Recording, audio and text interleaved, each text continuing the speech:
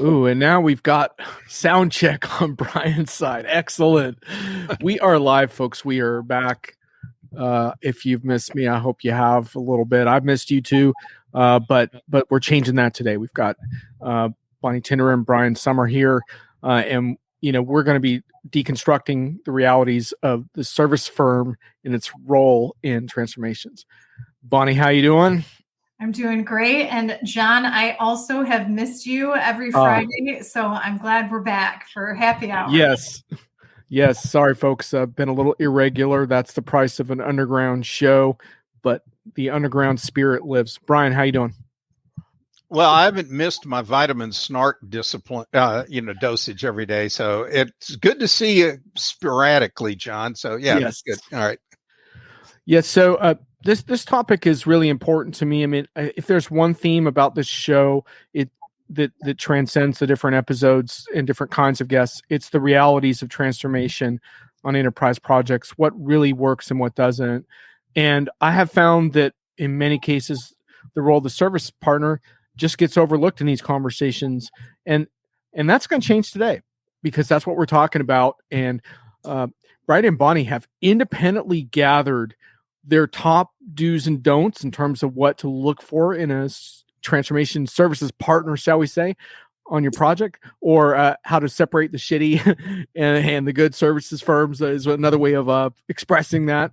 But the point is, they don't know what each other's answers are yet. So this is going to be exciting to see to what extent these two strongly opinionated individuals agree or disagree on this topic. So I'm definitely looking forward to getting to the bottom of this one. I think one of the things in the background for me that operates on this topic is I think software has been forced to undergo a pretty profound transformation in terms of SaaS business models and stuff like that. I would argue that's not complete. I don't believe services has gone through the same transformation yet. That's my personal bias. And so that's why I have an axe to grind on this topic. So I like to be upfront about that. And that's why we're here today. And also we have data. So we're not just winging it here. Bonnie actually is going to be sharing with us some data. So I think we're going to start there. So Bonnie, we actually have a slide. We're doing slides. Wow. It's a LinkedIn Live, but that doesn't preclude our slide action here. Tell us what's on the slide and what have you learned? Is this quarter, right? Yep. Q1. 2022. So this data goes through the end of March of this year. And I think, it's good to sort of level set what we are seeing in the marketplace in terms of trends with projects and these digital transformation projects. And I think the important thing to note about this data is it comes directly from clients. So, Raven Intelligence, where we gather this information, it's a peer review site. We get this information from, the front lines, from the customers who have actually gone through the implementations themselves, not the vendors. The software vendors have quite a different story, as we know. Their stats are quite a bit probably on the more positive side. These are stats according to customers. And I think it really gives us a reality check on, what does the overall success of these digital transformation efforts look like? And what is the reality in terms of, benchmarks? So how on time and how on budget are they?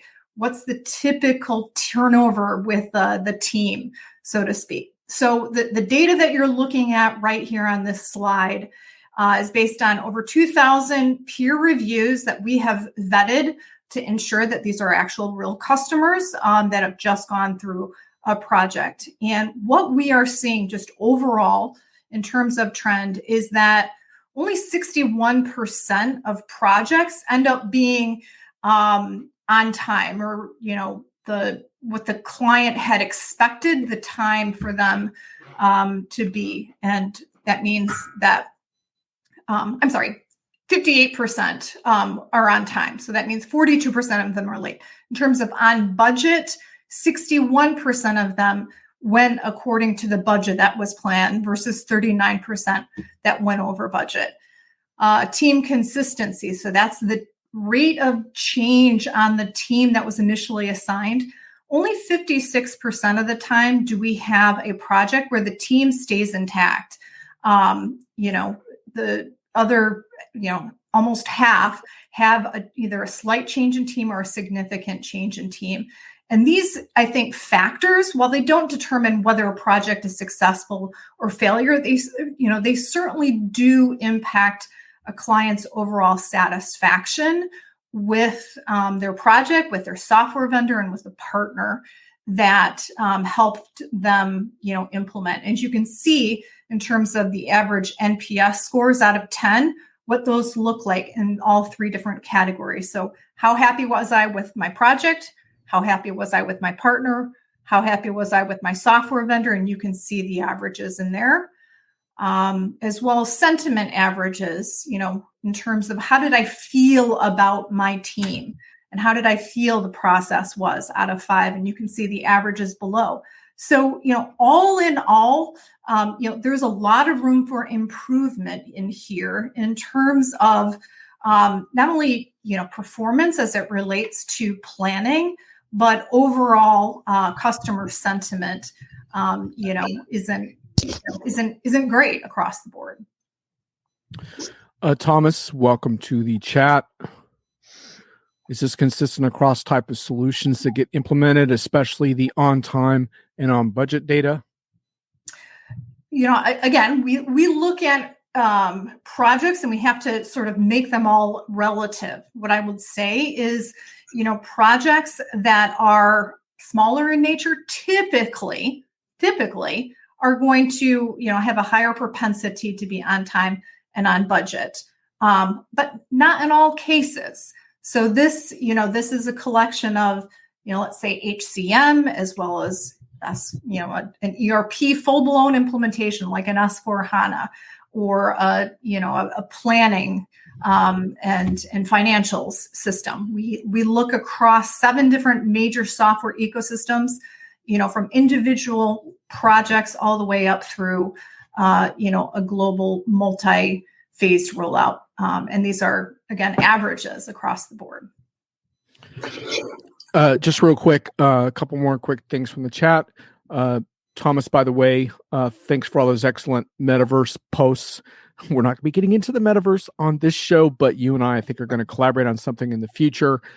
I say that because I used that as homework for Disrupt TV earlier today. So thanks, Thomas. John Belden, average size of project. By the way, John Belden of Upper Edge is all over this kind of stuff. So thanks, John, for being here. Yeah, so great question, John. These are all, enterprise size projects. I would say, we start with, companies that have over 1,000 employees, and these are multi-country global rollouts. So, enterprise level, type of projects in terms of, if we use a simple count like employees, I'm going to say 1,000 and above. We do have the full demographics that I can get for you, though. Sorry, Thomas, but enterprise projects aren't. When we get to the metaverse, all these problems are going to go away anyway, so it's not worth discussing that today, but another time. And by the way, Brent, thanks. I'm glad to have you here. Thanks. I wouldn't even have a show on regularly without some of your collaboration on the video side. So thanks. And Josh loves a good index, Bonnie, so he's all in. Brian, what is your take on so far the data? Do you have questions or comments on this? So my first one is, and it ties to the first bad thing I see from bad firms who aren't going to help with the transformation. And that is, there are companies, a lot of service firms that just phone in the proposal. They don't even bother to show up and, walk the halls, talk to the customers, the users, whatever, to really find out what's going on. And therefore, all they're going to do is they're going to deliver a very generic solution without, without any real transformative capability. It's just a in the can deal that follows a standard method and practice.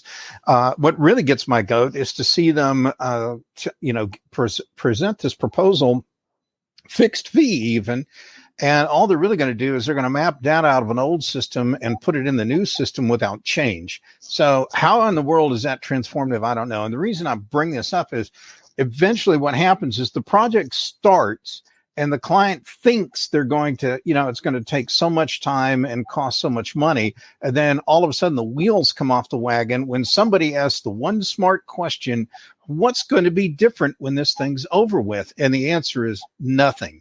And then the whole thing gets, crashes and burns and has to go through a restart, et cetera, et cetera. So there has to be a change. That's the fundamental deal, that it's not going to be a transformative kind of project and deliver transformative results if you're using some formulaic, schlocky, done it a million times in the can kind of implementation, whatever, and proposal. So I would just say, yeah, do you have any? Oh, there's Josh. Okay. I'm not sure that on time and on budget are the only critical metrics. And I'm sure by saying that, Bonnie's going to whip some new slide out and make me look bad. And she's nodding her head yes. So, okay, we might as well get the whipping post out now. So anyhow, I'll be quiet. Yeah, I want to say it's a weapon post, and I don't actually have any other slides.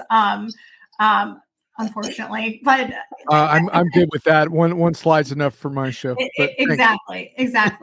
And what I would say is these are KPI measurements along the way.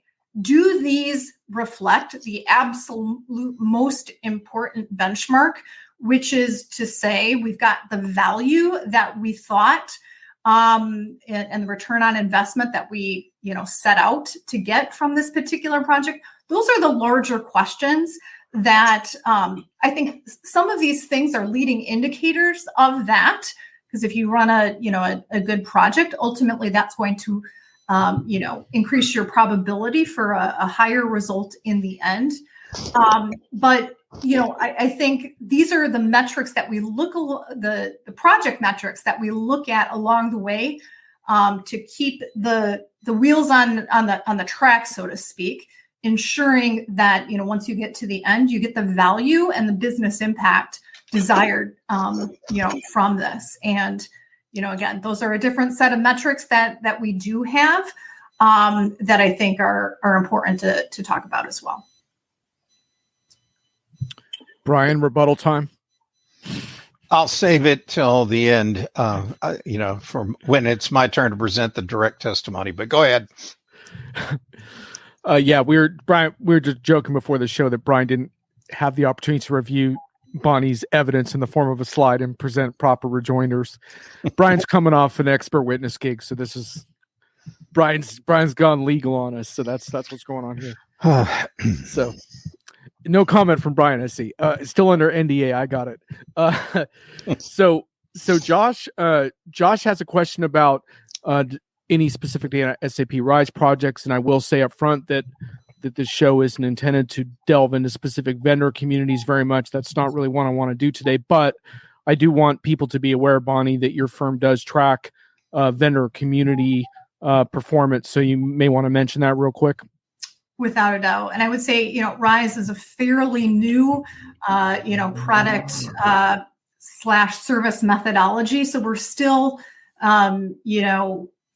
getting enough of data points to have a statistically significant sample size there. But I think that's an important,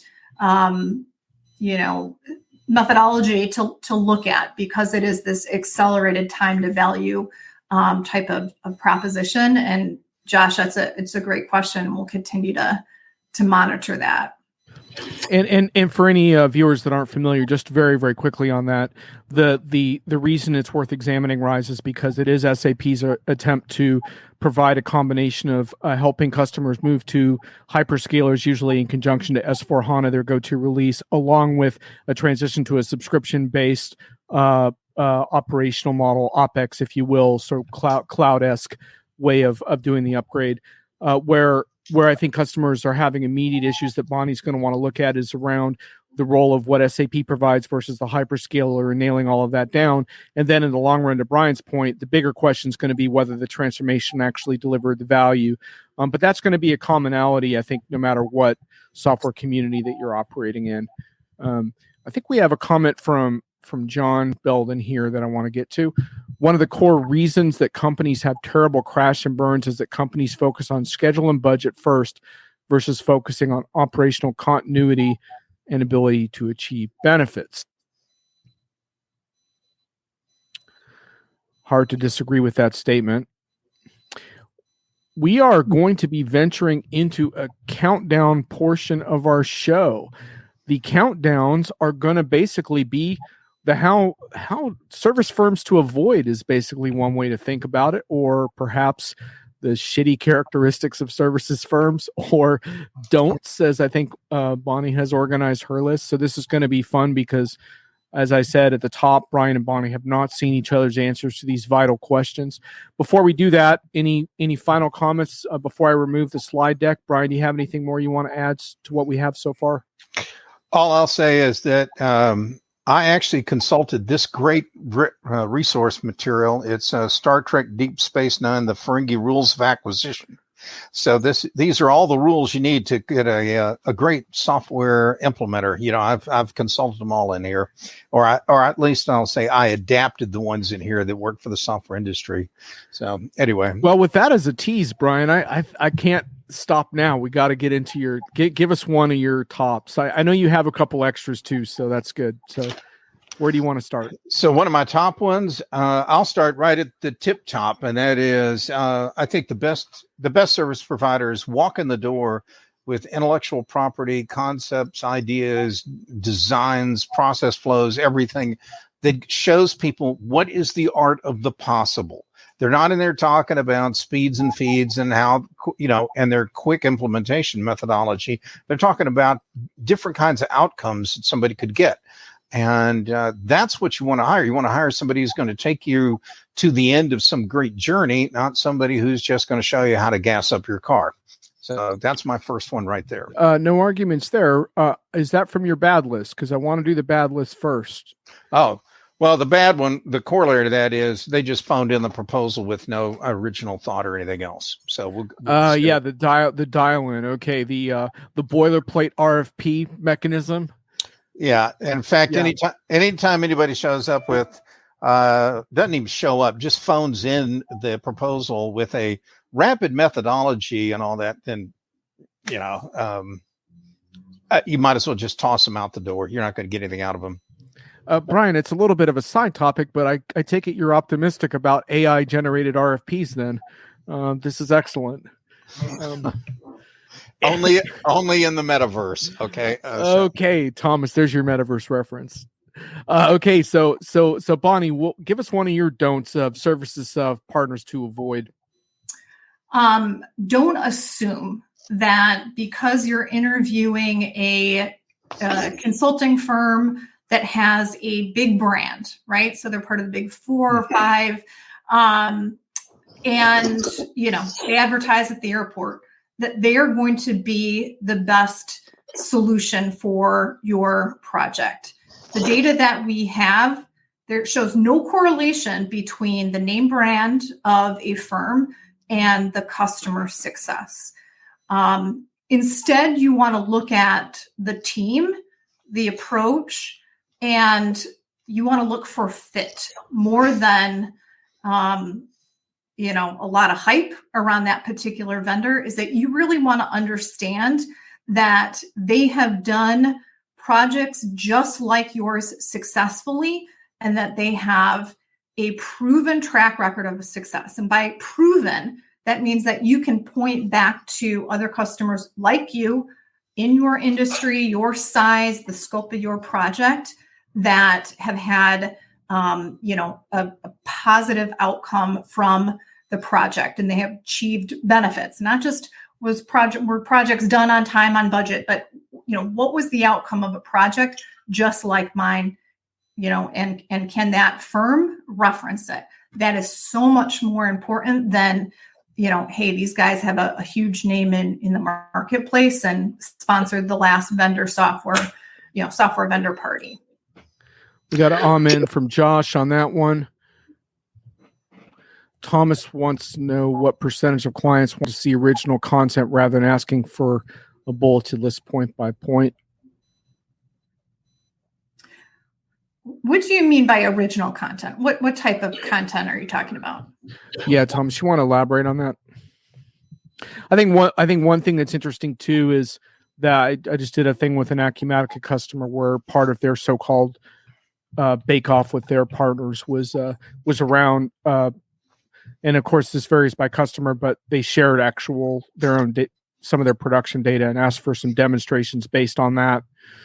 And I think that's pretty powerful to be able to, if you're willing to part with some of that, and the firm in question can utilize that to show you what they can do with your data. I think that's another way to get beyond the platitudes, right? Mm-hmm. Brian, you got that look on your face starting to heat up here. I guess I'm just having heartburn the way Bonnie was describing. You want to find out, have they done a project just like yours, for other people, and what kind of scores they get. And the part that bothers me about that is the just like yours, because and I agree with the sentiment Bonnie's delivering, but I am going to tell you that that's not where the market's moving today. That was indicative of the past when everybody was trying to just get a basic, like a payroll system installed, just like everybody else, when they were trying to get competitive parity, competitive advantage. So if one of the goals of your initiative is to come up with something that's unique, maybe drives outsized value for your firm, either internally through its operations or competitively on the outside, then I don't know that you can find someone who did something just like your project, because your project by definition should be something different. So again, it comes back to what's the quality of the thinking, the strategy, the intellectual property, whatever, that they're going to bring to bear, as opposed to their ability to replicate the exact same formulaic thing they did for somebody else. And Brian, I would agree with that. And I think it's you don't want somebody who's going to take a cookie cutter approach, and have you look exactly like, another customer that's of similar industry and size. I think it's pairing that previous experience with, all right, so how innovative are they as well? What are they bringing to the table in terms of expanding your horizons? Absolutely right there. Yeah, Dennis, just on your point about, some of this is dark stuff that keeps repeating. That's partially my fault, though, because the first part of my show is intended to allow people to grouch a lot. So then we shift over to talking about solutions and fresh approaches once we get the spleen properly vented. I get the feeling that Brian still needs to fully exacerbate all this spleen that he has built up on this topic. So I was just going to say, it's actually good to see Den commenting in here. I haven't traded barbs with him in a while, and it's always a fascinating deal. Dennis Howlett it is. Okay. So Brian, what's next on your list? On the don'ts or the do's? What do you want? We want to grouch. Work through the don't. I think one of the problems is when I see a service firm that just wants to compete, or predominantly compete, based on fees. That tells me that they're totally missing the real picture here, which is the value that the customer wants is not necessarily on the lowest possible billing rate, or at lowest average billing rate cost, whatever. I want to see someone who's walking in going, it doesn't really matter what our billing rate is, because the value we're going to throw off is 70 times more multiples in value that gets thrown off the deal. I think it's focused on the wrong thing when we get into a spit match over dollars and rates and that kind of stuff.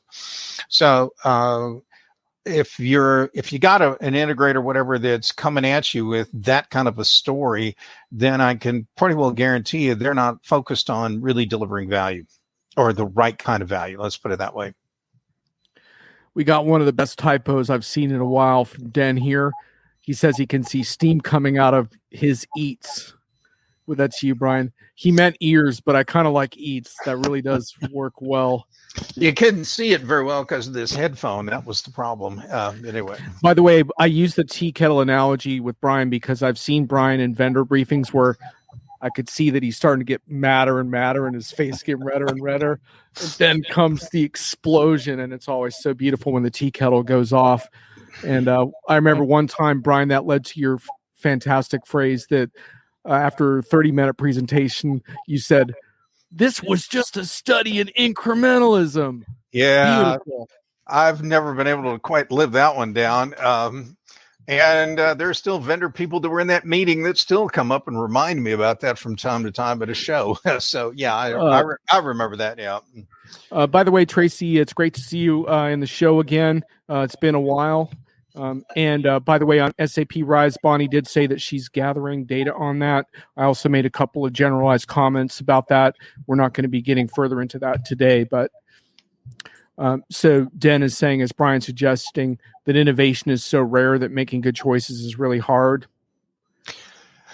I'm not saying that quite that way, Dennis, but I am saying that it's almost incumbent on the buyer to basically push all kinds of buttons with different service providers to get them to show me the value, show me the innovation, because the initial knee-jerk response is send them our fast implementation methodology and standard proposal.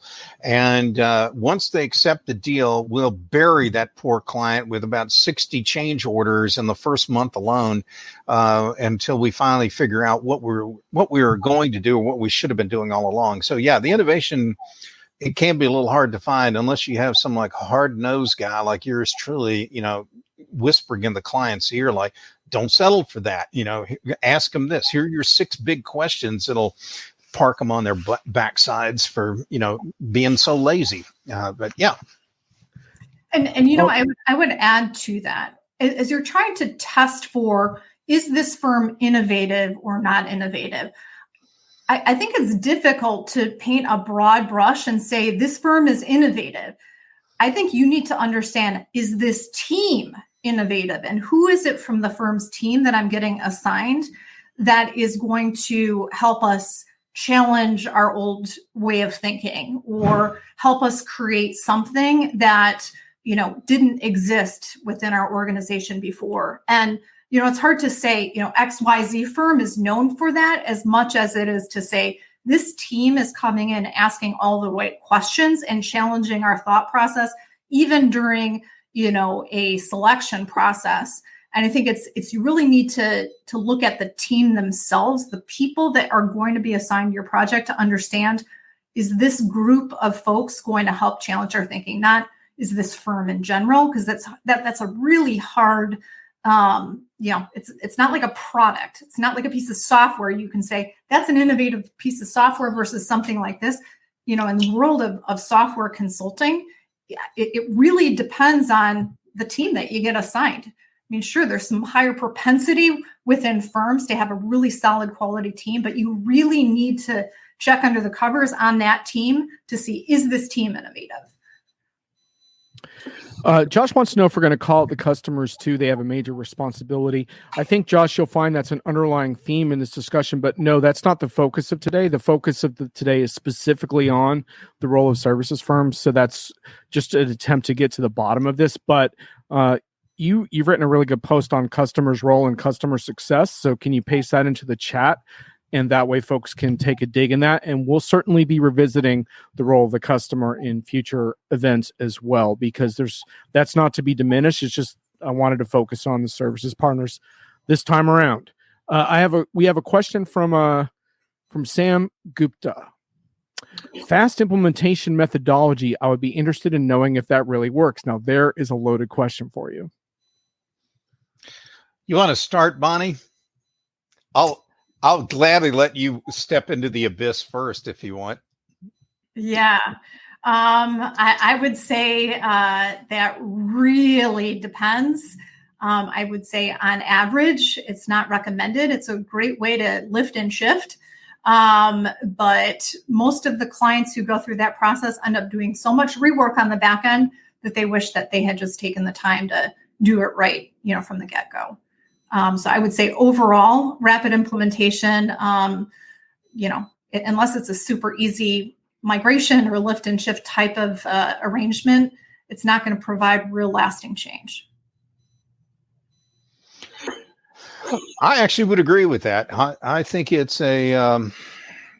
think people are hoping it's some kind of panacea, but it's not going to deliver long-lasting value. I mean, that's really what it boils down to.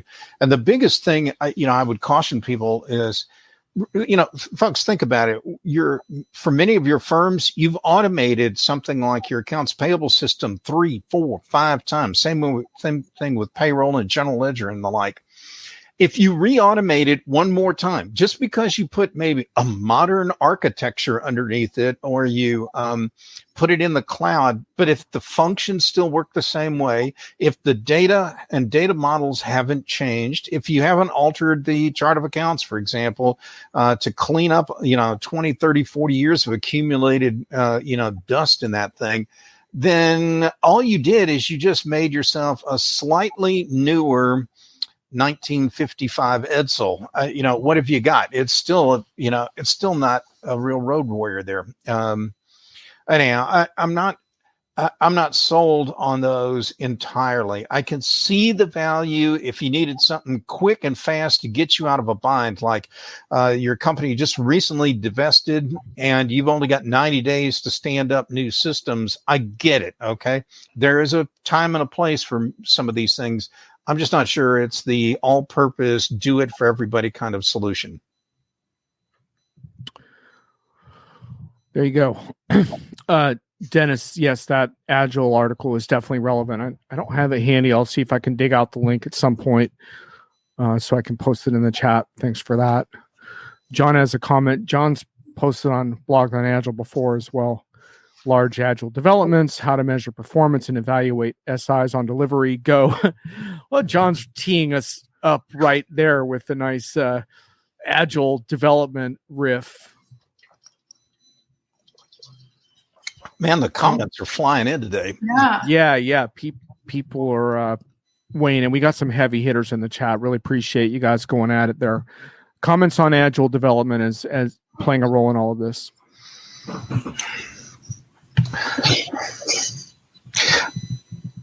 I think it's great, particularly if you're using it to kind of help the client understand what it is they're going to get or what they think they want to get. And then that gives you room and opportunity to trot these concepts out, trot out the way the new processes flows, screens, forms, whatever are going to look like. Get that feedback almost immediately, and then just keep iterating till you get it right and close. And this would be true whether it's of a package or on the custom side. So, there's value in that. I'm kind of more of an old school guy, and I kind of like to at least, whether it's chalkboard or whatever, and get the stuff figured out ahead of time as much as possible. But I have no problem using some Agile stuff once you have the strategy, the direction, and the general concepts nailed. So, I'm okay with that. I think it can coexist. Thomas also brought in an important point on price versus value, which is sort of an underlying theme here. I think he says as a consultant, he does his utmost to avoid these issues. Still, clients are often asking the wrong questions, and the estimated price tag is often a major decision criteria.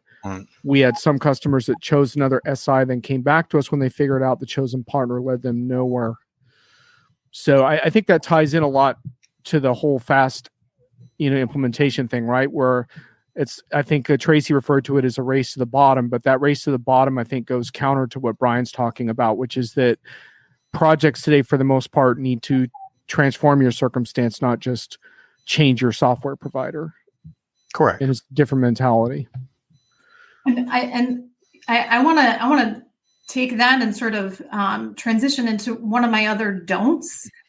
I think it's, don't be unclear on how you're going to measure performance contractually. So I think the question just popped up. So how do you measure SI performance and quality?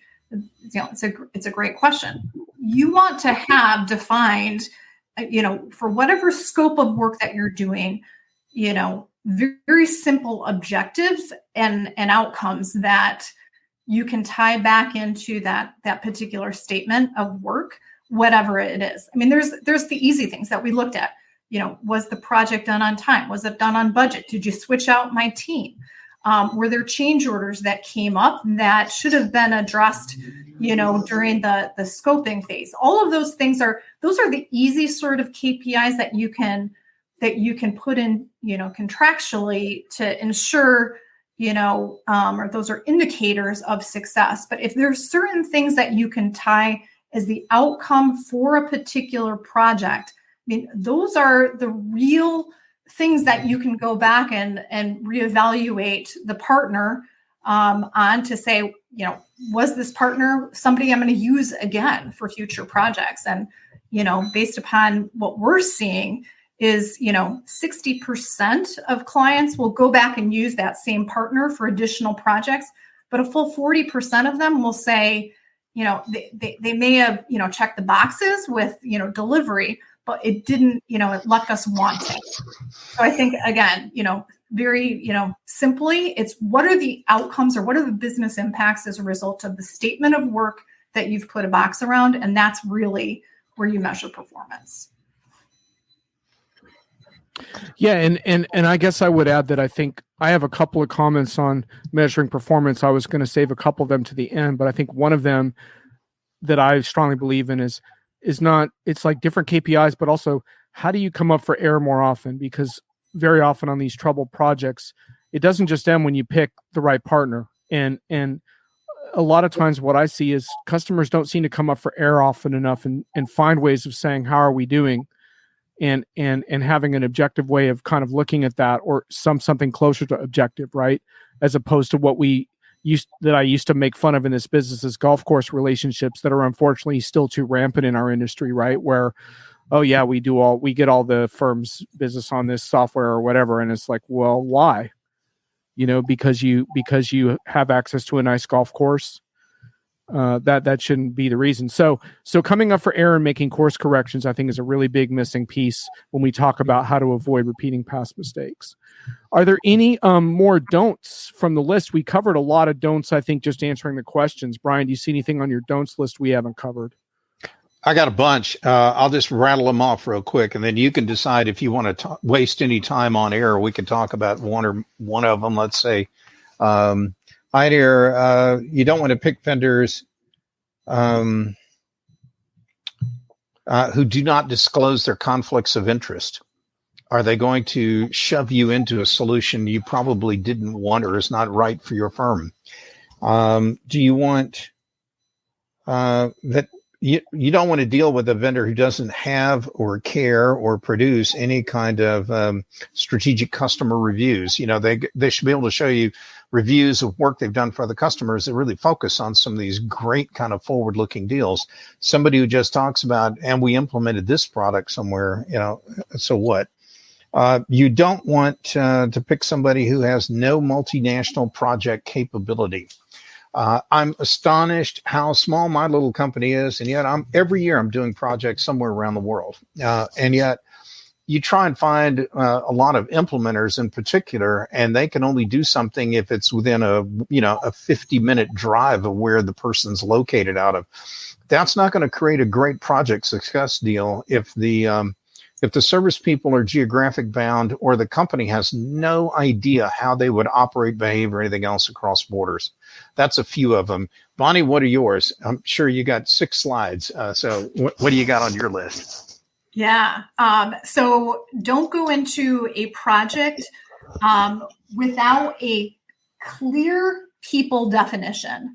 And as much as it is the people side of the equation from the partner side as it is your own internal team, these massive projects become so much more unwieldy because they take many years to complete. And lo and behold, you have 3, team turnovers during the process of that. I think there's more success that's realized when you can take and break the project up in phases, but ensure that the people side of the equation doesn't turn over to the extent that you can really control that. I mean, with the way of the world right now and the Great Resignation, that's really tough.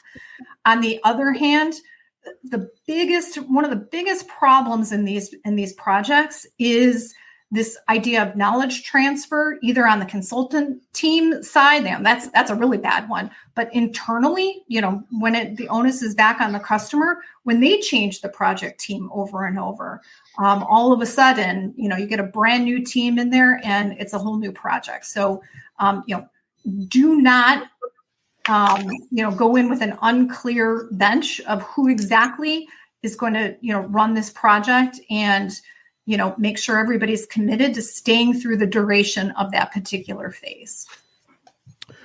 Tracy has rolled out the misery KPI. How did the project feel? Was I, the client, miserable and stressed out the whole time? So it's an interesting, valid point, I think, around like, do miserable projects lead to great outcomes? I would guess probably not most of the time. Well, let's stay on that for just a second. I think the best clients actually are looking for not just a technical implementer, but they're also looking for someone who's going to be a bit of a consultant. That consultant is going to help them with either personnel issues, change management, training issues, those kind of things. So that's all in the bag. That should be there for any project.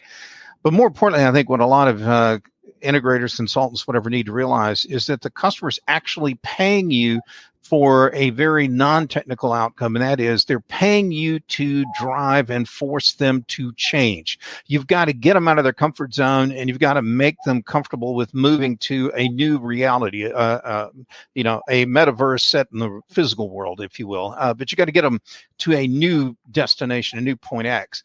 And if you're not making them uncomfortable a little bit, then you're probably not doing your job. You're not being paid to just follow orders and just do some blind kind of stupid thing just because somebody's going to pay you the money for it. Because if you do that, you have no integrity and you deliver no value, and it'll hurt your reputation in the long term, and you don't want to be known for that. So, if you're not driving change, particularly if we're looking at these transformational projects, you better be driving a whole lot of change, and you need to be in front of what that entails and what that means. And if your client's getting uneasy or nervous, whatever, it's because you're not communicating, you're not as far ahead of the curve as you think you are, and the client's getting concerned that you don't know what you're doing. So you either need to go get the right talent, get smart on what you're doing, but whatever, realize that you're paid to make change happen.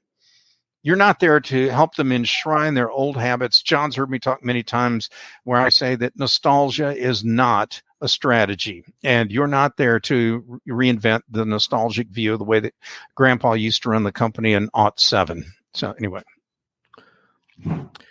Josh says, per what Brian says, the partner is often what I call the adult supervision. They need to lead, sometimes from the front, sometimes from the rear. Mm-hmm. Yeah, that's why I wear a pair of size 13 shoes in case I'm on the rear and I got to keep kicking that client, moving them across the finish line. But that's exactly right. There's like a saying, if you're not pissing somebody off, you're not doing anything really, that big. And these projects are not going to feel great. But I think there's a difference between misery because the project is not successful and misery because change is hard. And you have to understand, like, what misery is it? Is it misery because your consulting or your partner sucks? Or is it because they're really pushing the envelope and making you do things that you haven't done before? And sometimes it's like, Tracy says, it's that tough love that really, causes true transformation. And so I think, sometimes it's who do you survey about whether a project is successful. And I think you need multiple points on the project team, not just the executive decision maker or the executive sponsor, but, individual project team members as well as the team lead. And you'll probably get a variety of answers in terms of how do I feel about a particular project. Just Naren, real quick, thanks for covering the topic. Will there be a transcript or summary published? So I do publish the replays on YouTube, and also I have an audio channel, Busting the Omni channel, with podcast audio reviews. I don't do transcripts, but if you ping me, I'll send you a transcript. I don't publish them. I've never been asked for one. Summary, not so much, because I think the devil's in the details, so I don't think a summary would add a whole lot of value. But sometimes I do write about these on Diginomica. But feel free to ping me individually if you want a copy of a full machine transcript. AI transcript, if you will. Tracy has a comment. You can't see me, but I'm raising my hands in the air. It's like a combination of tough love. Don't forget to love. This is hard for them. Config is the easy part. It is people, process, politics part that I get paid for. I call it momming them. There you go. Soft skills for the win. I think a lot of people forget that these kind of projects, they're financial, technical, emotional, political. Give me a minute. I actually testified on this point. There were like 8 or 9 attributes, whatever that rattled off like that. But yeah, these are multifaceted initiatives that have all kinds of additional dimensions need to be addressed. And a smart integrator knows that. In fact, probably one of the most interesting and insightful books I ever read about how to run projects actually was a child rearing book I read decades ago. And I learned probably one important lesson, that children hate change, and little kids, are very comfortable with the fact that if mom always is the one that takes them to school, dad takes them to the soccer practice, whatever, if the parents switch roles, it just causes all kind of grief for the kids, so they love constants. And what I learned about clients and project team members is adults are nothing more than older children. And, so they don't like change either. And unfortunately, you've got to help coach them and move them through the process and get them to get, across the threshold. So, John, do we want to take a different tack and talk about some of the good things now?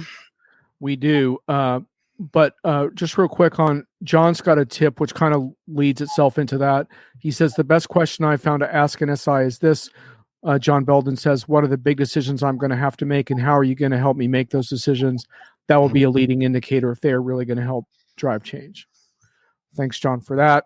So yes, part of the job in this program is to shift away a little bit from bashing the BS to providing some ideas on how to move forward that are hopefully not just the same things we keep hearing, but hopefully some new ideas. So Brian and Bonnie have independently prepared their lists, and while we don't have a whole lot of time left, we are going to make sure we hit on the ones. So Bonnie, do you want to start this one with some of yours? I probably maybe pick a few of them, and we'll do like a couple batches. Mm-hmm. So first and foremost, you want to interview your project team and the people, not necessarily the firm, right? You'll hear about, you'll see the most impressive people trotted in for the selection process, but you want to meet and get to know very well the project team who will be assigned to your account, and make sure that there is a real connection that you have with them. Like John mentioned, being able to trust that they are going to know and have a great set of wisdom to bring in and help you work through those difficult decisions that are made. If you do not connect with that project team, no matter how impressive the firm is, that's going to be no good. So, you really want to make sure that you interview the project team, exactly who you're going to be assigned, and that contractually you are assured that that's the same team that is going to be working with you. Because again, these projects are all about the people that are brought into the account. And it's so important to understand the who. Yep, Tracy's calling out the bait and switch. I think I called that out at the beginning too. No one likes the bait and switch, so make sure they're going to be the ones. And we've seen a lot of issues recently with subcontractors because of the availability of talent right now, and there to be a real issue getting bench strength and availability for projects. We've seen subs, come into the equation, and that doesn't bode well. Okay. You got another one from your list, Bonnie? Anything else that we haven't touched on? So I think the other one isn't necessarily about interviewing the firm and the choice of firm, but about the project itself, is to break up that project into phases and milestones that you can clearly view along the way. And rather than having a single project that lasts for 3 years, really make sure that you celebrate the phases along the way, measure success throughout the project, and eat the elephant one bite at a time, so to speak, and make sure that contract clearly states phases of the project and allows you to easily disentangle yourself if things are not working. Brian, you got a few to add to the fire there? Sure. I would say one is a lot of whatever you want to call yourself, a consultant, an integrator, whatever, is more of them need to act as a fiduciary for their client. They need to put their client's interest ahead of their own, or they're ahead of their own firm. And when you have that perspective, and that may require some empathy skills, but that actually really changes your perspective in helping you see what's the value the customer wants, what are the things they want or value and want from your team, and so forth. And when you do it that way, you can realize, like, are we even a good fit for this based on what it is they want, as opposed to, I need to close and book this, and that's just not going to cut it. Another one I had in here is I think it's important that I think the best service operations are the ones where the people proposing the work, they're the ones who have to eat what they kill. They are the ones who, they saw it, they walked it, the halls, they know how big it is, and it's their personal brand at risk if they don't deliver against that, as opposed to companies that have a separate sales organization will promise anything and then throw the deal over the wall to someone else in delivery to go make it happen. And it can't be done sometimes because they've come up with an unrealistic scope, or they priced it too low, or they underbid on the kinds of skills required. And finally, I would just add in there, I think the best consultants are the ones who have outstanding listening skills, and they know how to walk the halls and talk and meet with the client individuals and find out exactly what's going on, not necessarily what did the customer put in an RFI that's going out for either the services or the technology.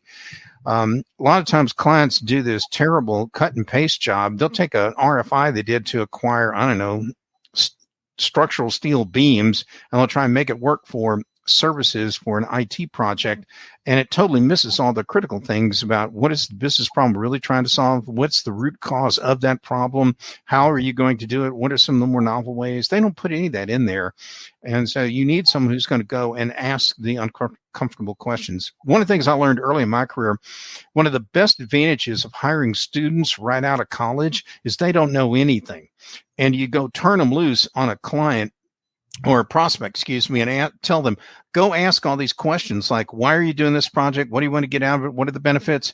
And thank goodness for patient clients, because these people actually spill their beans and tell this stuff to them. Whereas if I go and do it, they think, oh, this guy's got all this gray hair. He should have known all this to begin with. And why am I wasting my time talking to him? So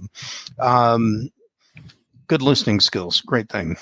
Good stuff. I'm going to add a few that I have on my mind. One of them is they better know your industry. And so this is kind of stepping away from evaluating a partner's configuration and product knowledge. I would want to ask them, what are the leading companies in my industry doing right? And what are the laggards doing wrong? And I want to hear some good answers to that question.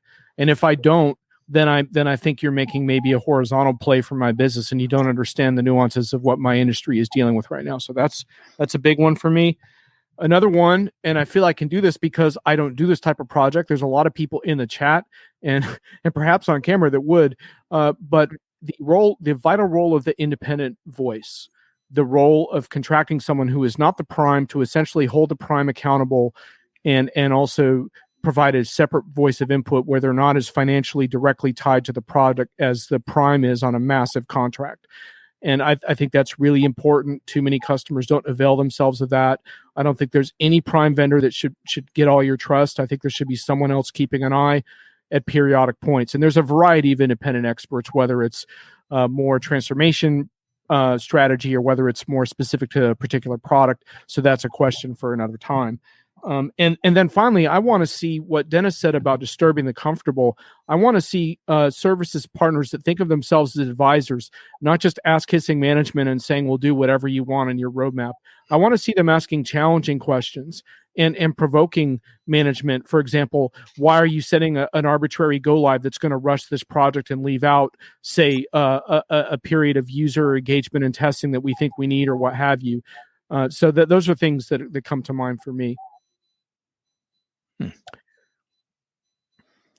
And we have a few more minutes too. So those of you in the chat, we will, linger for a few, but if you have some final points and tips or questions, now is the time. Wow. We've had an awesome chat today. A lot of brain power. I'm also going to post Josh's customer success link in case you didn't see that earlier. This is essentially honing in on the role of the customer in all of this, which is also a really important conversation that we haven't totally focused on today, though I think if you read between the lines, there's plenty of stuff for customers to act on here. But yeah, that's probably Josh subject for another show. Well worth looking at. Brian, what's on your mind?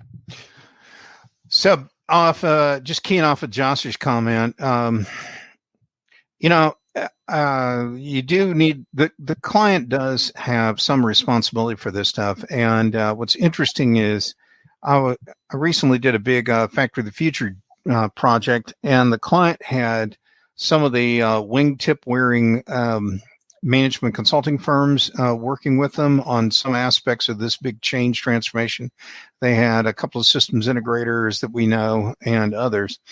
And it was funny, none of them actually had the big picture. And even though my team, we weren't there to solve the big picture problems, we kept surfacing the right kind of issues that their management team needed to focus on. And so where do you find yours truly having a chat with the CEO on a Zoom call and the executive committee going through what are the other kind of structural changes they're going to have to make and why?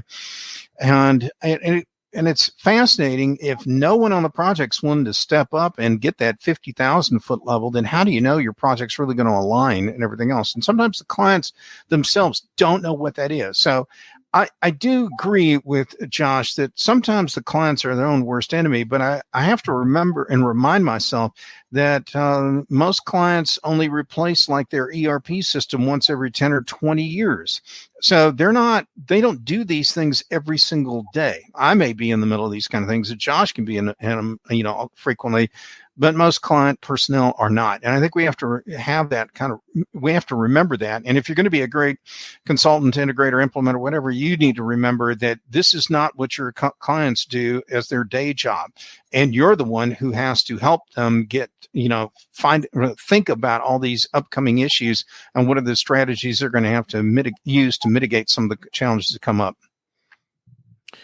Yeah, Den Howlett, doubling down on the emotional and political elements are more important, and everyone misses that aspect. And I think that's a really good aspect to bring out during this sort of notion of how a customer would evaluate a firm. And getting back to Tracy's comments around what if you're friggin' miserable on your project, and there is that sense in which change is emotional, right? And so there is that, that sort of midwife thing does come to mind a little bit, right? That maybe we're a little too narrow in how we define the skills of successful consultants, and we need to think more about people that really understand the trauma and adversity that people are going through right now in their lives, and how that is such a factor in their buy-in to these projects, and whether they should actually even give a crap and even care about a successful result.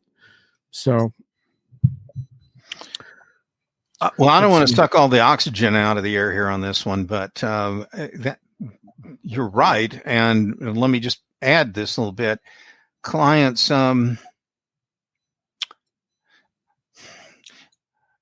if a client doesn't feel that you are not only protecting their confidence, but you're also sharing with them some of the challenges of what's coming up in their company, then they don't really feel that you're acting possibly as the best consultant you could be. They're looking for you to be almost an extension of their organization, and that requires that you're going to, you're going to get pushed into situations if you're doing your job well. They're going to want to know, what do you think about my own employees that are helping you out on this project? And you better have a response for that. How are you going to handle that? Your job is not to just install something, set some configuration switches, and then go away. If you think that's what it is, then I hate to tell you, you're not a high value add kind of player out there, and your career may be limited as a result. And what we need to think about is, since this pandemic and everyone's been trying to do work virtually, it's a lot harder for people to actually create those kind of connections with the workforce of the client, as well as with the management of the client. And it's hard to understand, is somebody lying to me? Are they telling me a story? Who can I trust? Are they really going to get something done? How do I know that they actually finished their deliverables? I can go on, where in a on-prem kind of world, I can walk around and I can learn a whole lot by catching somebody in a hallway and quiz them, Johnny on the spot. So how do we develop the talent in the teams, the people with these incredible analytical and people skills, to be able to know that, unless they get out there and actually play in traffic with clients? Because without that interaction, I'm not sure they're going to ever get beyond being just a technical configurator. I would say, if you are not a good manager of people, you're not going to be a good manager of projects, because there's so much, you need a high emotional intelligence to run projects like these, because they're so dependent on, involving multiple people and, managing personalities and change and conflict. And so, you need to have a high EQ, both on the consultant side as well as internally, if you're going to lead a project. John Belden says the most important attribute of a good SI is to enable your client to make wicked, messy decisions at scale. That's the spirit, John. Yeah. Hey, I wish you would have put a couple more buzzwords in there than just scale. We could have got agile, flexible, and a whole bunch more in there that are. Oh yeah, don't forget they can future-proof your project as well. That's one of my favorites. There we go. Yeah. Let's ring the bell on that one. That's clearly the word of the day, future-proof. But yeah, I'm glad this show could future-proof all future projects of everyone in the chat. That was my goal today, and now we're set. So, we didn't even have to wait for the metaverse to come along. We just fixed this crap. It's awesome. Den is asking, does Brian's observation about the pandemic conditions explain why I've seen limited innovation and more incrementalism? I would say it has challenged some bigger transformation stuff. And to Den's point, what frustrates me is I've actually seen people drop the phrase business transformation and go to digital transformation, and which is a step down, because all you're doing is you're now take a manual process and you're using digital, capabilities to do the same damn thing you did before. I'm sorry, that's not transformative. That's just, it's like I put in a book I wrote about how if you change the color of that accent wall behind me to a deeper, darker color, I didn't transform the room. I just bought a gallon of paint. And that's what a lot of people are doing with some of these projects. Are called transformative. They're actually they just bought a gallon of paint. That's it. I'm sorry, folks, that's not transformation. And I think a lot of people don't do the big transformative stuff because they don't know how to do it in a more work from home kind of whatever kind of world. But I can tell you it can be done. And I've been there. Yeah, it's a lot harder to walk the halls, so to speak, as you were saying before, to, get the ear of your people and find out what's happening. You have to be more creative now on Slack or digital. At the risk of spamming the chat, I encourage folks to search out Thomas's post where he contrasts digital transformation and digitalization. It's very effective. And any final comments? I saw that piece. That was actually very good, Thomas. Any final comments from you, Bonnie? And you want to tease any upcoming data or projects that we should be looking out for from you? So my final comment would be, don't scrimp on change management.